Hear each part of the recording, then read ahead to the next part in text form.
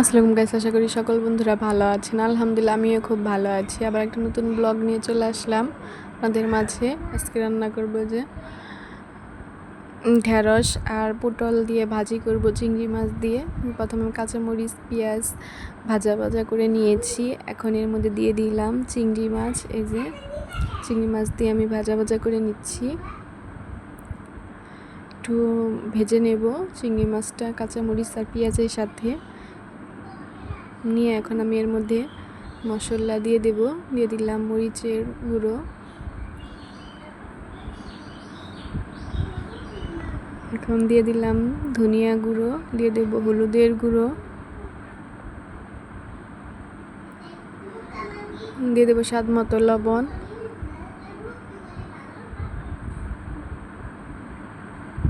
দিয়ে দিলাম একটু আদা জিরে বাটা দিয়ে। এখন আমি এই যে ভালো করে মশলাটাকে মিশিয়ে নিয়ে একটু ভাজা ভাজা করে নিয়ে এখন এর মধ্যে দিয়ে দিলাম এই যে পটল কুচি করে রেখেছিলাম আর ঢেঁড়স কুচি করে রেখেছিলাম, সেগুলো দিয়ে আমি মশলার সাথে ভালো করে এই যে মিশিয়ে নিচ্ছি।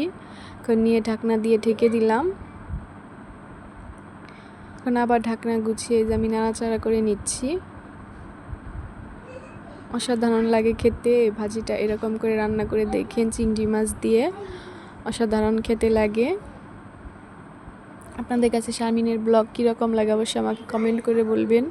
সবাই আমার চ্যানেলটাকে সাবস্ক্রাইব করবেন, লাইক করবেন, শেয়ার করবেন, আমার পাশে থাকবেন। আমি যেন আরও সামনের দিকে এগিয়ে যেতে পারি, আমি আপনাদের পাশে থাকব। যে দেখেন এদিকে আমার এই যে ভাজিটা এই যে হয়ে যেতেছে প্রায়, আর একটু ভাজা ভাজা করে নেব।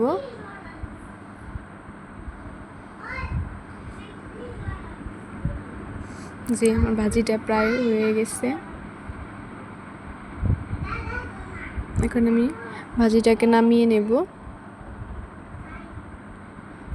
দেখেন ফাইনাল লুক এরকম হয়েছে। অবশ্যই সবাই বাসায় ট্রাই করবেন, এভাবে দারুণ লাগে খেতে। আজকে পর্যন্তই, সবাই ভালো থাকবেন, আল্লাহ হাফেজ।